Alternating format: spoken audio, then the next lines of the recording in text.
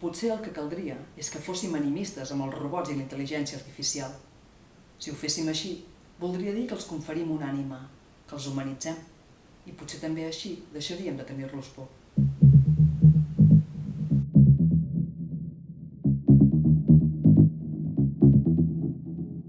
Aquell matí, quan la seva dona li va dir que el deixava, en Meyerbeck no va dir res.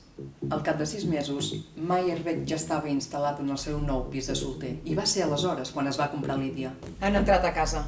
En Meyerbeck ha vist de seguida Lídia estirada al sofà, el cap tombat a 180 graus, les cames obscenament obertes, els braços entregirats, la roba tota esparracada. A la boca, a l'anus i a la vagina li han introduït una espelma i a sobre la taula, pintat amb pintallavis vermell, una frase: puta perversa. Les sexbots es fabriquen actualment al Japó, a Rússia, Estats Units, Anglaterra, França i Alemanya. El seu comprador acostuma a ser un home, caucàsic, d'entre 45 i 65 anys i heterosexual. El preu de les sexbots oscil·la entre 3.000 i 15.000 euros.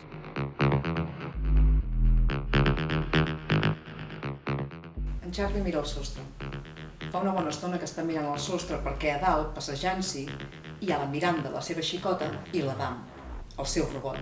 Definitivament, allà dalt està passant alguna cosa estranya i en Charlie s'ha posat molt nerviós. Acaba de créixer una mena de bomba a l'estómac. S'ha sentit ell i tots els homes de la Terra de cop i volta obsolets, que ja no podran fer res més en relació a les dones, perquè tots els Adams els bantejaran i els faran fora de la Terra.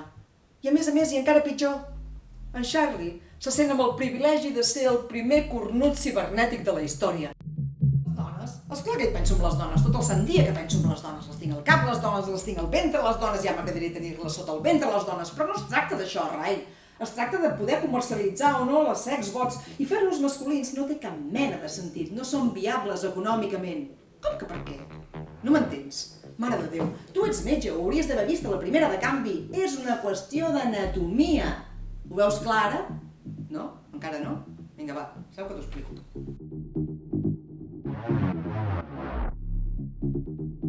A ell li sembla irresistible. Potser perquè no sap el que pensa.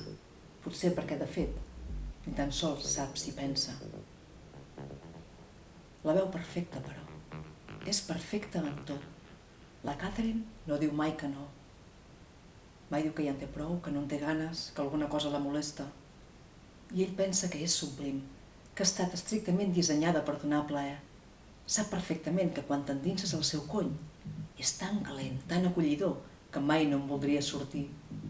I que quan veus el seu anus, petit al principi, aquest s'esbadalla com si fos una flor.